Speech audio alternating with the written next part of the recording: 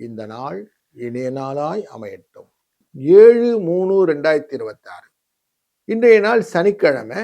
விஸ்வவாசு வருடத்திலே மாசி மாதத்திலே 23ஆம் நாள். சதுர்த்தி மாலை 8:17 வரை, பின்பு பஞ்சமி திதி. சித்திரை நட்சத்திரம் மாலை 12:10 வரை, பின்பு சுவாதி நட்சத்திரம் கொண்ட இந்த நாள் விஷ்ணுவுடைய வாகனமான கருடனை வானில் பார்ப்பதனாலே கவலைகள் நீக்கக்கூடிய நாளாக அமையும். அதனால இன்னைக்கு கருட தரிசனம், பக்ஷிராஜனின் தரிசனம் சொல்லுவோம். அப்படி ரொம்ப நல்லது.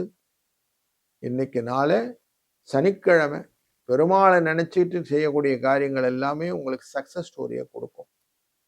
காலையில 7 மணிலேருந்து 8 மணி வரைக்கும் நல்ல நேரம். சாயங்கால வேளையில 4லேருந்து 5 மணி வரைக்கும் நல்ல நேரம். சனிக்கிழமை ராகுகாலம் 9:10, யமகண்டம் 1:30, குளிகை நேரம் 6:07. சூரியனின் இருப்பு நாழிகை கும்ப லக்னத்திலே 1 நாழிகை 16 வினாழி இருப்பார். 6:26க்கு இன்னைக்கு சூரியன் உதயமாவார்.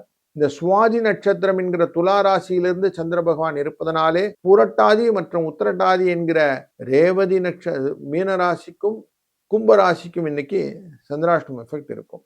திருமணம் போன்ற விஷயங்கள்லாம் இன்னைக்கு பேசுங்க, நல்லதே நடக்கும்.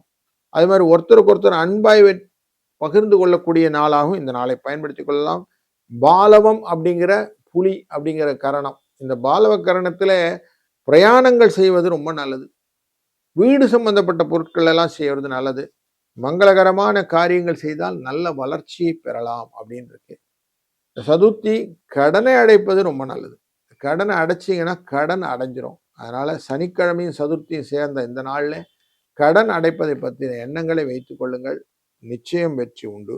வணக்கம் மிதுன ராசி நண்பர்களே. இன்னைக்கு உங்களுக்கு சுகத்தை கொடுக்கக்கூடிய தன்மையிலே தான் துலா ராசியிலே போய் அமர்கிறார் சந்திர பகவான். அப்படி 2ஆம் இடம் குடும்பஸ்தானத்துக்காரர் அங்கே போய் உட்கார்றதுனாலே குழந்தைகள் வழியிலே நல்ல முன்னேற்றம். ஸ்கூல்ல கொண்டு சேர்க்குறீங்க, நல்ல ரிசல்ட் வருது இல்லைங்களா, அப்போ உங்களுக்கு சந்தோஷம் கொடுக்குது. அப்படி படிப்பு விஷயங்களிலே புதிய நிலைப்பாடுகளை கொண்டு வருவதும், குடும்பத்துக்கான இன்வெஸ்ட்மெண்ட் பண்ணக்கூடிய டேவும் இந்த டே. அதனால் நல்ல நாள் இன்னைக்கு. நீங்கள் மயிலாப்பூர் கற்பகாம்பாளை நினைத்து செய்யக்கூடிய காரியங்களாக நிறைய செய்யுங்க, நல்ல காரியம் நடக்கும். 19 என்ற அதிர்ஷ்ட எண்ணை பயன்படுத்திக் கொள்ளுங்கள். வாழ்க வளத்துடன்.